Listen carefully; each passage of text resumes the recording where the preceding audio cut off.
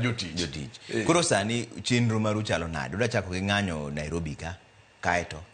Ina wan gi ng'anyo masani dhi dweche 4 madhi mbele Kiambu. Ma ok ka dhiru mo nyaka Kiambu tim gik madwaro.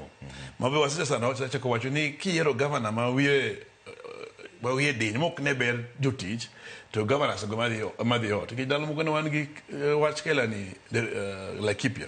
Mane governor kwinj wach union. Wach jotich. To bang'e ka ji dhi yiere ma odhi ot. Koro wacha mwiso governor be ma Kiambu ka pono ko winjo wach jotich. En obo dhi ot jotich bo donga. Koro mano wadhi ng'anyo ka nyaka gitime kuma dwaro. Nairobi County tiene protest machakore wach kiny.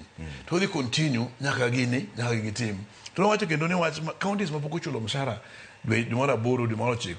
Kochopo tarik 10 ka wadhi nyiso doctors, health workers e counties gote mondo kik odhi tich. Ni maro ok nyal dhi tich ka in wuon jatuo kichiemo. Ng'e samo kichiemo ok nyal tiyo. Mar ariyo watemo golo demands ne counties. Ni kata ka dakteche tiyo unyiewe yedhe osiptendegi. Ka wantie gowi maka sani gowi nitie mag KEMSA gi. Kapono ko nyiewo yedhe osiptal gimunya tim onge. Sani no ka nitie gimiluongo ni NESP program mar national government gi county government. Okay, the details of it notwithstanding, what is key and jonego bedo gi diagnostic ni jopiny ko biro osiptende go.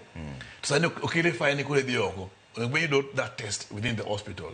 Kamano pone timore ma tiwe yo ko ma jopiny ok chul. Yani kido hospital you don't diagnose or kichul anything, you have to go bedi.